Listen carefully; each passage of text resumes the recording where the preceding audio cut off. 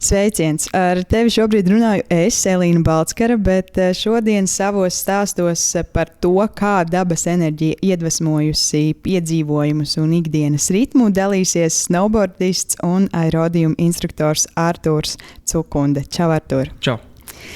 Saki, tu esi snowboardists, kuram tūlīt būs 19. sezona. Tu sāki snowboard tad, kad tev bija 12 gadi, bet kā lūdzu Latvijā dzimis un audzis cilvēks var vispār aizdzīvoties līdz snowboardam, ņemot vērā to, ka mums tāda vārda kalnu īsti nav. Mēs runājam tikai par pauguriem savā teritorijā. Jā, manā gadījumā es nāku no Sigultas puses, līdz ar to tie pauguri ir vairāk nekā citur. Un tie braukt gribētāji arī. Un tad, kad pa lielam pirmo reizi, kad es uzsāku to darīt, redzēju kalnu bariņu, kuri braukājas kopā, noskaidroju, ka tā ir Sigultas snowboard school Flips, un tad pēc kāda gada arī viņai pievienojos. Un tad jau tie treniņi kļuva ikdienišķi, pārsvarā visu laiku Reņa trasē, un tā bija ikdiena līdz, nezinu, vēl 5 gadus atpakaļ noteikti. Tagad snowboardu kultūra jau ir tāda attīstījusies, arī Olimpiskajās spēlēs ir vairākas disciplīnas, bet kas notika tajā laikā, kad tu sāki, ir tīpaši Latvijā? Man liekas, ka tas bija kaut kas pilnīgi svaigs, ne? Jā, bet tas bija svaigs, bet kad es sāku, tas jau bija tāds ļoti populārs un varētu teikt, ka Latvijā sākās tāds snowboard bums un ļoti daudz cilvēki gan trenējās, gan vienkārši prieku pēc snowboarda un arī sacensībās piedalījās. Un, es nezinu, mēs Cēsīs aizbraucām sacensībā un tur Rīgas snowboard skola brauc gandrīz ar 2 autobusiem un bija 100 dalībnieki un tas bija ļoti liels pasākums uz kalna. Tu ne tikai snovo, bet tu arī lido. Un, man gribētos domāt, ka kaut kādā ziņā šīs lietas ir saistītas un galvenokārt ar ātrumu. Saki, ko tu vēlies noķert? Tagad tā grūti teikt, bet to, ko esmu sapratis, tās ir tādas... Iespējams, sākumā man aizrāva tas, ka tas ir tik sarežģīti. Un katrs tas posmiņš nāk ar diezgan lielu piespiešanos un pacietību un tādā garā. Bet tagad es sapratu, ka man patīk to izbaudīt, jo tās ir divas tādas lietas, kur, es nezinu, tā enerģētiski var uzsprāgt. Ka tev ir tik liels tas skills vai prasmes, ka tu vari ielikt tā kā pilnu jaudu tajā un arī kaut kas sanāk. Tu ieliec pilnu jaudu, bet tu kaut ko arī dabū pretī, vai ne, no tā? Kas ir tas spēks, tā enerģija, ko tu iegūsti tad, kad tu, nezinu, lec lielo triku vai taisi kaut kādus lidojuma manevrus? Jā, snowboardā, es saku, tas viss nāk ļoti pakāpeniski, un tad, kad es ieraudzīju kaut kādā video lielu labu triku vai ko tādu, tu jau ar to viņam domās izeit cauri. Tur es nezinu, es uz batutiem eju, basēnā varbūt zem ūdens griežos un vizualizēju, kā es to varu izdarīt. Un tad vienā brīdī pienāk tā perfektā diena, perfektais laiks uz kalna, ka to gribu pamēģināt. Un es nezinu, to var salīdzināt ar tādu kaut kādu visu to snowboard trikus ar kaut kādu, nezinu, bakalauru darbu vai kaut ko tādu, bet kas diezgan maz tev dzīvē iespējams noderēs. Kad tas beidzot ir izdarīts, tad ir tāda mega laba sajūta, bet jā, saprotu, ka tagad es to saprotu, ka tas diezgan maz noder, bet jā, tās sajūtas ir, nezinu, viņas nevar tā baigi izskaidrot. Daudz cilvēku domā, ka tur tikai trakais un lec un krīt un tādā garā, bet ar laiku jau tas palicis tik aprēķināts, viss detalizēts un jā, nemaz tik traki nav. Tu jau nedaudz ieskicēji, bet varbūt tu vari izvest cauri tam, kā tu nonāc līdz jaunam trikam, kā tā ideja nonāk līdz tam, ka ir izpildījums tāds, kādu tu to esi izsapņojis. Jā, pirmkārt, kā es teicu, ir tie video, ko mēs skatāmies, vai arī kāds blakus braucējs, kas ir kādreiz tev bija daudz lielie un labie džeki apkārt, līdz tu pats biji tas, kas, nezinu, viņus pirmo reizi uztais un kāds cits to redz no malas.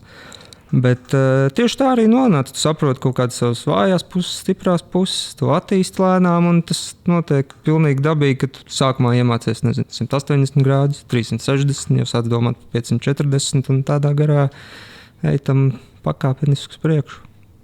Kas notiek tavā galvā mirkli pirms trika? Tad esot tur gaisā un griežoties vai darot, ko nu tu tur dari, un pēc tam atpakaļ pie zemes. Es domāju, ka tie ir 3 dažādi prāta stāvokļi, bet varbūt maldos, jo es nekad neesmu taisījis snowboard trikus. Pirms tam notiek daudz kas, bet tajā mirklī pilnīgi nekas tev galvā nenotiek. Tur ir pilna koncentrācija tam, ja tev ir kaut kādas mazākās šaubas vai, es nezinu, kādas citas lietas, kas tev galvā darās, tad visticamāk tas nebeigsies labi.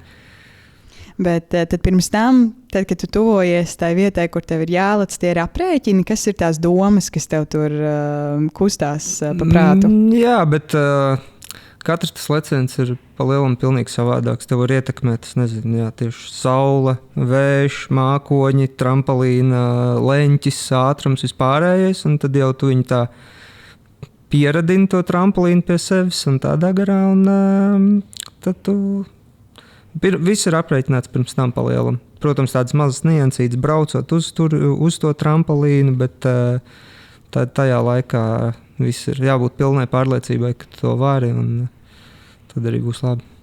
Tu pieminēji par to, ka saule un vējš var ietekmēt to visu procesu.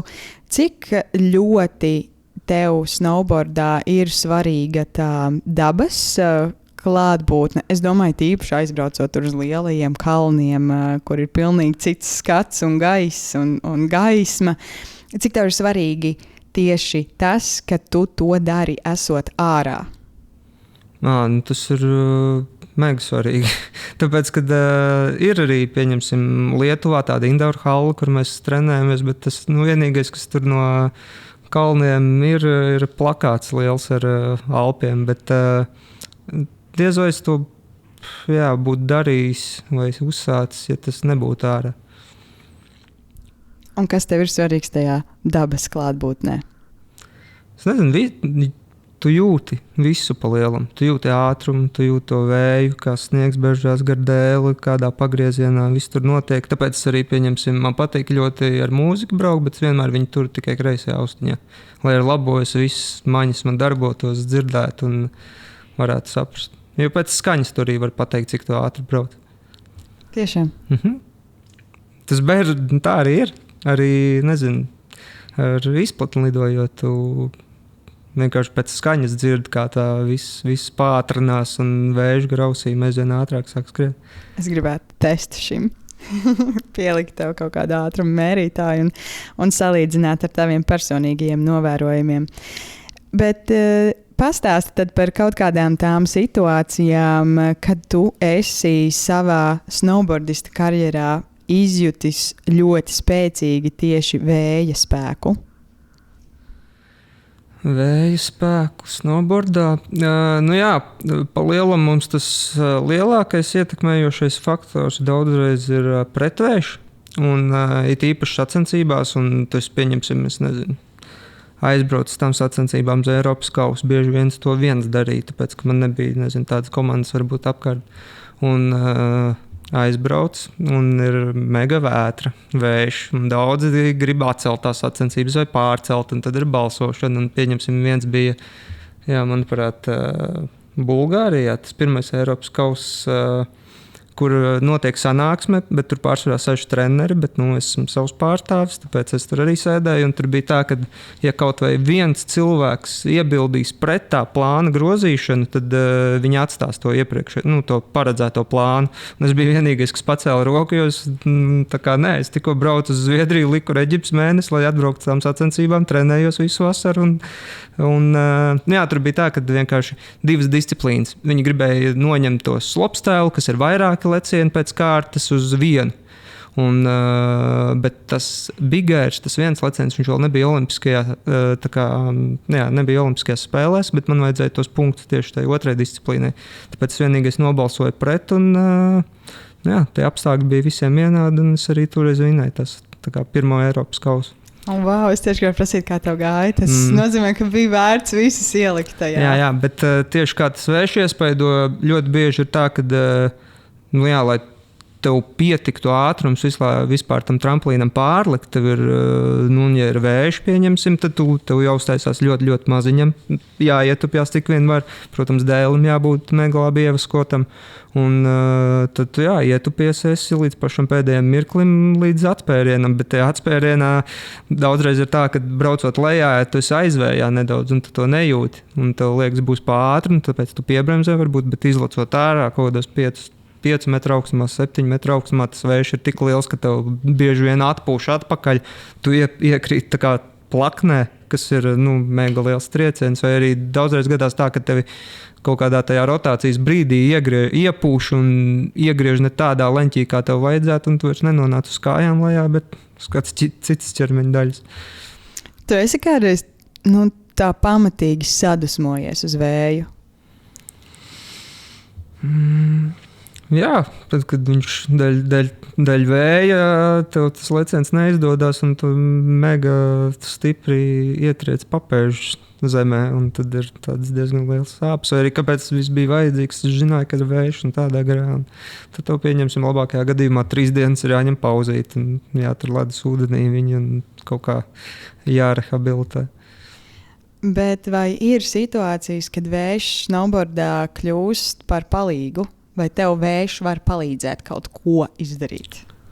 Es domāju, ka kaut ko tieši izdarīt nē, bet ļoti liela tā lieta svarīga ir ātrums un dabūt pareizo ātrumu. Jo nevajadzētu arī baigi pa tālu aizlekt, un tev ir tāds saucās sweet spots, un viņš ir, es nezinu, no korītes tā kā nosēdien 3 līdz 6 metri tajā vietiņā, ja trāpi ir ļoti labi.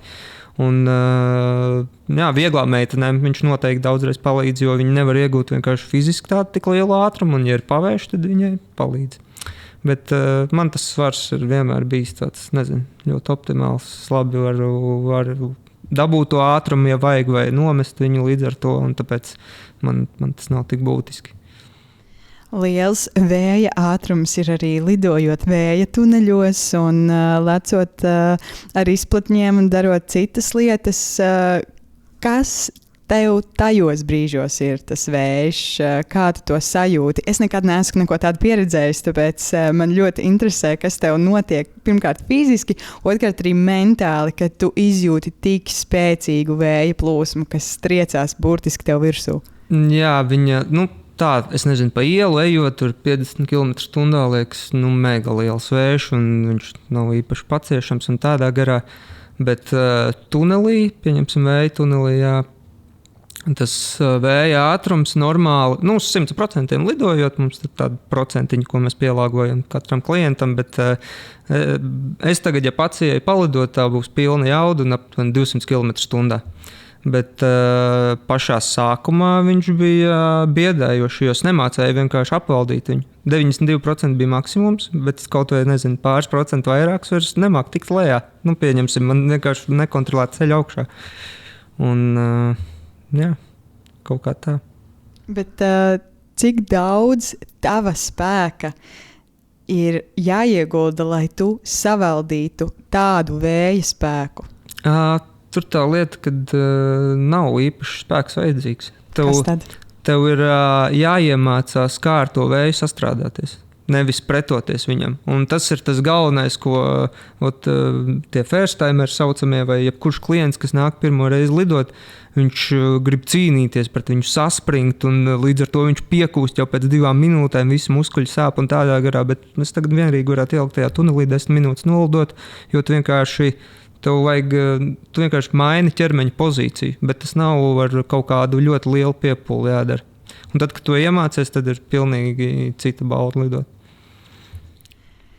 Es nespēju laikam pati iedomāties, kā tas būtu, jo es esmu cilvēks, kuru vējš kaut kādā mērā nogurdina. Kad tu izej vētrā, tevi izpurina, tu nonāc aizvējā un tev ir tāda pilnīgi tā kā veldzes tāda sajūta, beidzot klusums, miers, nepurina, ir tāda patīkama sajūta. Kā ir ar šo, vai tevi vējš arī nogurdina?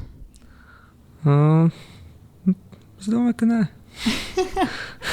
Tev ir, esmu iemācījies ar viņu sadarboties, sastrādāties. Arī ikdienā, ne tikai vēja tunelī? Dažreiz darbā, nē, bet jā, pa lielam.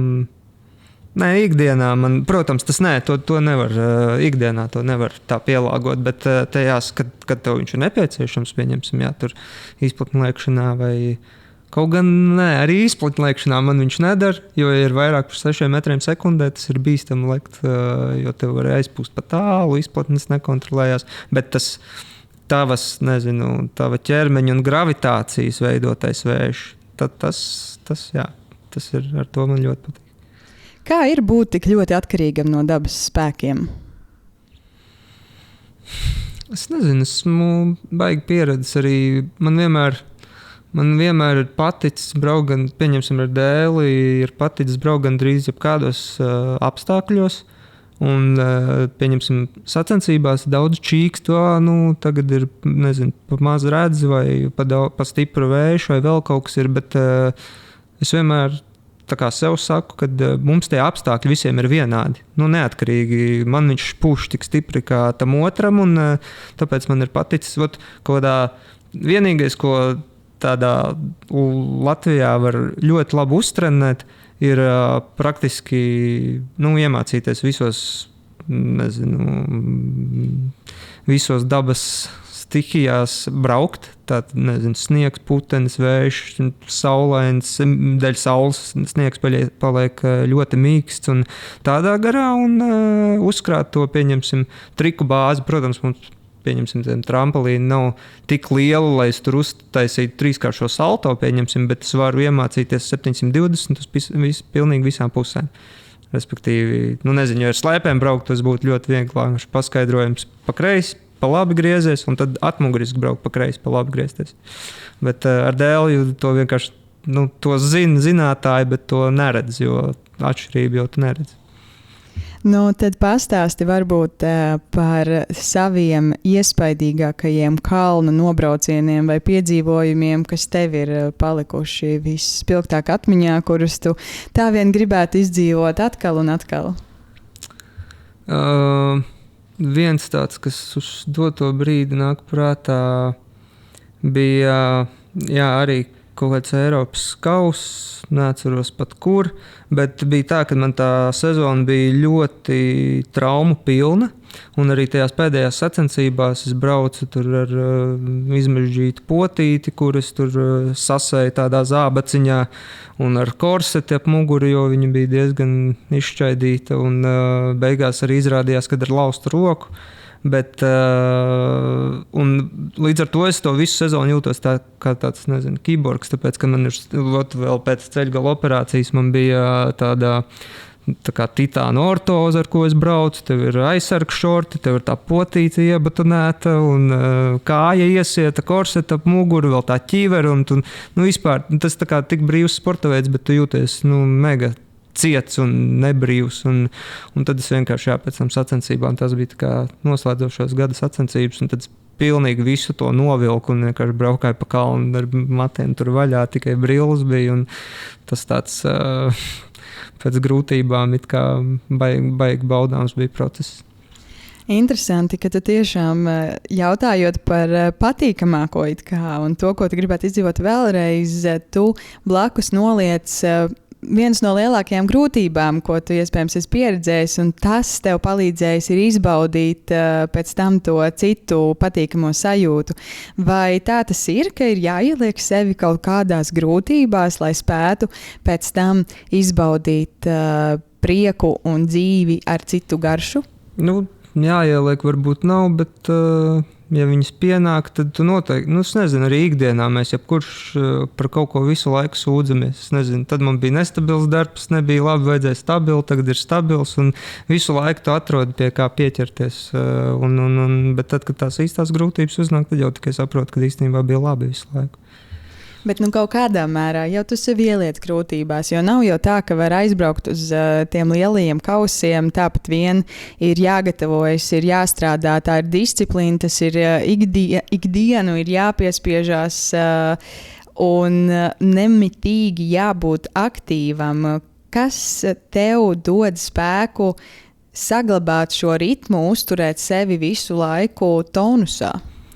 Jā, es nezinu, kaut kāds tā sajūta, ko tas snowboards dod, un tad bija vienkārši pēc kaut kāda, pēc 12. klases pa lielam arī parādījās tās olimpiskās spēles, un tad tas bija jaunais uzliktais mērķis, un es tagad jau beidzot to snowboardistu karjeru, un domāju, ka kaut kas vēlreiz atrastu mūžā kaut ko tādu, kad tu vienkārši pats no rīta celies un domā, kā labāk kļūt tajā lietā.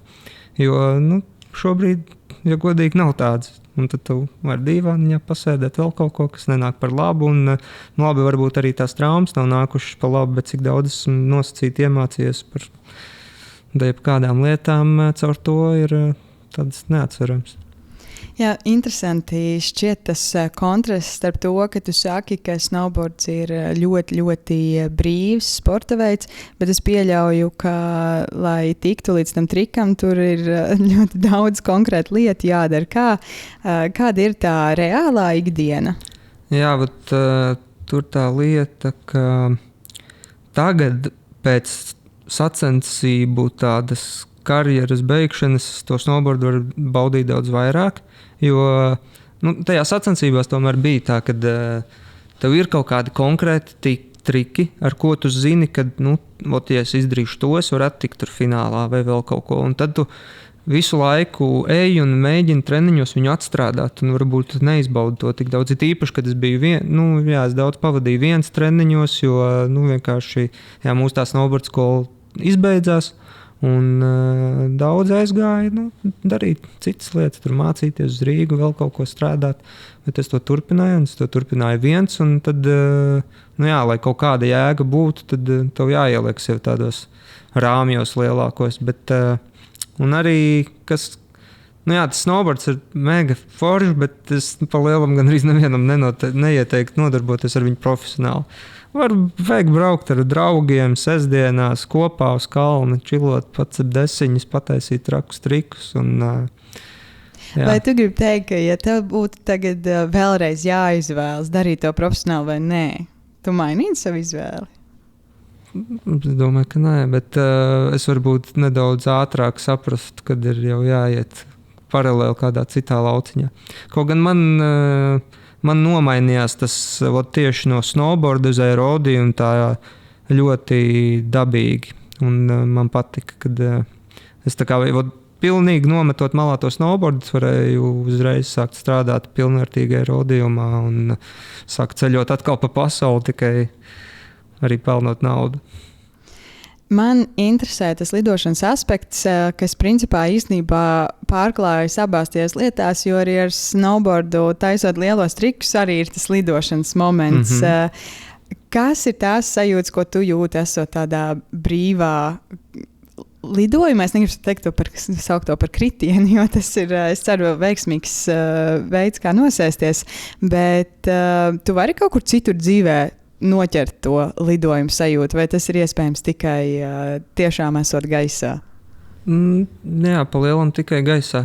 Tāpēc arī varbūt tas aerodījums aizrāva, kad kā arī snowboardā trenējoties visu laiku, tur to koordināciju, tu jau tā speciāli koordināciju netrenē, varbūt, bet taisot visus tos trikus, tev jāsaprot, kur tu gaisā esi, jākontrolē savus ķermenis, un tu viņu iemācies kontrolēt niansēti, kad tajā aerodījumā pārnesot to visu uz turieni, tas bija tāds galvenais plusiņš pa lielam, jo tu, atbrīvojoties, mēģinot sajust to vēju, tu varēji visu ļoti ātri pielāgot, teiksim tā.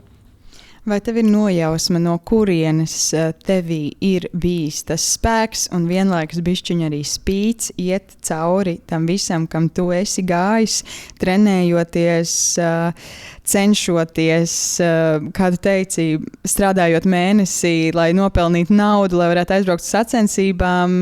Kas tev ir iedvesmojis tam visam iet cauri, lai varētu būt tur uz kalna un braukt lejā? Es tiešām nezinu, ja godīgi. Tas tev tā raksturiņā vienkārši? Jā, kaut kāds pierādīt gan sev, gan varbūt pārējiem, apkārtējiem. Un pa lielam bija tā, ka kādreiz, kad es sāku braukt, tad es redzēju, tur filmas, kā lielajos kalnos braukā, un tas bija tāds sapnis. Man likās, wow, jā, ja es tur tikšu, būtu ritīgi krūti. Bet tad jau nāca, tad, es nezinu, tur kaut kādās sacensībās sāc piedalīties. Kaut kāds mērķis ir varbūt tur Latvijas čempionāts, to izcīņa. Tad tur Baltijas, varbūt Eiropas arī to un pakāpeniski. Un tad tas pēdējais mērķis bija Olimpiskās spēles, bet tas vienīgais, kas nesanāca, tāpēc arī varbūt pēc tam bija tāda diezgan liela rūgtuma sajūta. Bet atskatoties atpakaļ, tad visi tie iepriekšējie mērķīši vai lielāki mērķi tika sasniegti. Un nebija jau slikti. Cik man zināms, tad tu arī mēdz tiesāt citus un mēdz arī komentēt. Saki, kā ir vērot citus to darīt, vai vari tādā veidā arī pats dabūt kaut daļu no tām emocijām, kas ir tur esot tajā brīdī? Nē, nevar dabūt tādas emocijas, bet tas ir, es to sāku varbūt, pieņemsim, tiesāt, es sāku, jo manuprāt, tas ir jādara cilvēkam, kas to ir darījis pirms tam, pārzina ļoti labi, un lai nerastos kaut kādas, pārāk subjektīvi vērtējumi, kas nav īstenībā patiesi. Jo man ir sanācis tā, ka sacensībās nobraucu ļoti labi, un tas nav rezultāts, kā es gaidīju. Un varbūt tur kaut kāds nekompetentāks tiesnesis sēž aiz tā visa vai kaut kas tāds. Un tāpēc es domāju, kāpēc man to nedarīt. Un tad es vienkārši uzzināju, kad ir tādi kursi un aizbraucu uz tiesnešu kursiem. Ļoti labi tur gāja. Un tad esmu pa lielam vienīgais Baltijā, kas var pasaules kausus tiesāt arī. Pasaules kausu gan man nav sanācis tiesāt, bet es jau kādu 3. gadu pilnīgi visas Latvijas slēpošanas federācijas organizētās sacensības tiesāju un pāris Eiropas kausus notiesāju. Un ar lietuviešiem mums diezgan labas attiecības izveidojās, un tad pa lielam es vienmēr braucu kā galvenais tiesnesis viņu čempionātu tiesāt uz to arēnu. Un mums ir arī mūsu federācijas pārstāvi brauc, un viņiem arī tās sacensības organizē. Jā, es iedomājos, ņemot vērā, ka tu esi tur lecis un griezies un to visu darījis. Droši vien, ka skatoties, kā to dara cits, tu ļoti labi apzinājies, ko tas tajā brīdī prasa, vai ne?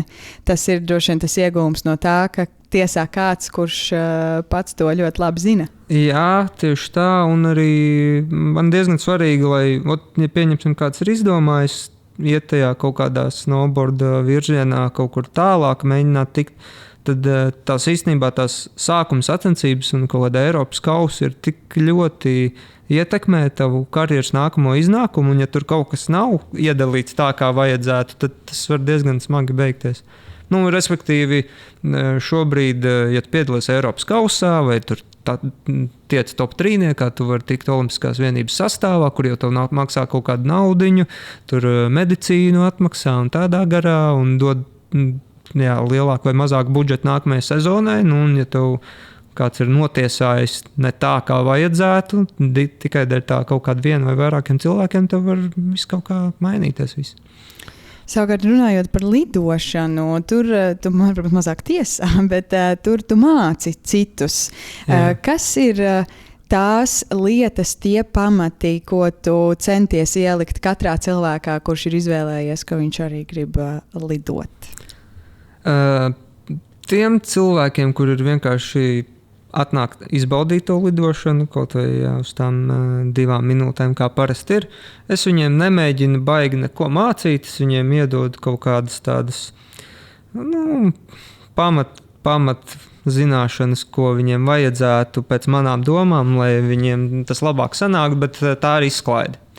Pārsvarā visi cilvēki, ko mēs Siguldā lidinam, tā viņi nāk uz izklaidi, un tā arī mēs nemēģinām viņus tur strostēt par to, kad rokas kaut kā ne tā stāvēja. Nē, izlidini, iedod viņam 5, un ja viss patika, tad ļoti forši, nevajag tur kaut kādu vāķīti vēl meklēt. Nākamreiz izdara tā, būs labāk. Bet ir nākamais solis tā kā pēc tā, ka tu esi instruktors, un ja tev labi sanāk, kā manā gadījumā bija, tad man uzaicināja līdz trenerim, kā asistentu, un tad mēs braucām uz Ķīnu pirmo reizi un apmācījām jaunos instruktorus. Respektīvi, es mācu, kā mācīt. Un tad jau tur ir pilnīgi citā līmenī tas jādara, jo tās apmācības iet aptuveni mēnesi. Un, jā, tad, kad tu aizbrauks prom no tās vietas, tev jābūt pārliecinātam, ka tie džeki varēs izdarīt to visu droši un galvenais droši, un, jā, lai būtu kvalitāte tāda, kādu mēs gribam. Kur tad ir tā robeža starp drošību, ekstrēmu kaut ko un pārgalvīgi, jo tas viss mīs kopā, jo kaut kādā mērā mēs runājam ar dažādiem piedzīvojumu cilvēkiem un noteikti, ka ir kādi, kuri skatās uz jums visiem un domā, ka tas ir galīgs trakais, tur dara pilnīgs dūls lietas, taisa trakus trikus, pārgalvīgs un tam līdzīgi, bet īstenībā jau tur fonā stāv arī ļoti daudz apdomības. Kā tu esi savā dzīvē un savā karjerā spējis sabalansēt drosmi, darīt kaut ko traku, bet nelikt sevi arī apdraudējumā tiešā veidā? Jā, pašā sākumā es domāju, tas apdraudējums bija krietni lielāks nekā varbūt tagad, kaut vai šobrīd tie triki un risks no malas varētu izskatīties daudz lielāks, jo to vienkārši nav zināšana, kas var notikt, ja tu darīsi tā, vai kādreiz es vispār neskatījos vai no daļa saulītes un izbraukāta trampolīna paliek kaut kādas risas. Es to vienkārši neredzēju. Tagad es ieraugu to risu, skatos, pa turienes īsti nevar braukt, varbūt uz otru pusi griezties vai kaut ko tādu. Un, jā, tagad tas ir tāds ļoti, ļoti detalizēts process, ko tu vienkārši aizbraucot uz kalnu izsver. Pāri visam, tev kompis ieslēdzās pats, visu sarēķina, kā tu varētu darīt, kur tev labāk sanāks. Un, jā. Tātad gan tā saulīte, gan vējš, gan citi dabas spēki principā ir jāiemācās izmantot savā labā. Jā, noteikti. Tev uzreiz ir, pieņemsim, kalns ir perfekts. Ir trampolīns tādā cietībā, kā tev ir vajadzīgs. Tu visu vari darīt, kā tev vajag. Bet, ja pieņemsim, tā saulīte ir uzspīdējusi un viņš ir izbraukāts, tā virskārtiņa jau ir mīksta un tu nevari iet uz tās kantas tik agresīvi, lai iegrieztos. Tev jāmāk, tev pilnīgi tehnika ir jāmaina. Kā izlekt par viņu, lai viss būtu labi. Artur, paldies tev liels par sarunu. Pirms mēs noslēdzam, es gribu uzdot vienu jautājumu, ko es jautāju katram, kurš man šeit pretī sēž, jo tu dari lietas, kas prasa kaut kāda veida piepūli, tīpaši tad, kad mēs domājam par snowboardu, tie ir kritieni, tās ir sāpes. Tu pats stāstīji tikko, ka tev ar laustu roku un mežģītu potīti un visu pārējo ej cauri grūtībām un zini, to var arī nedarīt. Ir iespēja to nedarīt, nesist sevi un nemocīt un vienkārši sēdēt mājās dīvainā, bet neskatoties uz to, tu izvēlējies darīt. Kāpēc? Tas vienkārši aizrāva. Likās unikāls un varbūt dažos momentos, kad tās traumas un sāpes ir vislielākās, tu padomā, kāpēc vispār tas ir vajadzīgs, bet, kad viss atzīst, tu atceries tikai to labo un vienkārši atkal turpini. Protams, līdz brīdim, kad tu saproti, vai tiešām tādā līmenī tas tev ir jāturpina. Bet turpināt jau var arī citos līmeņos. Galvenais doties uz priekšu, vai ne? Jā. Paldies tev liels, Artur, par sarunu. Paldies.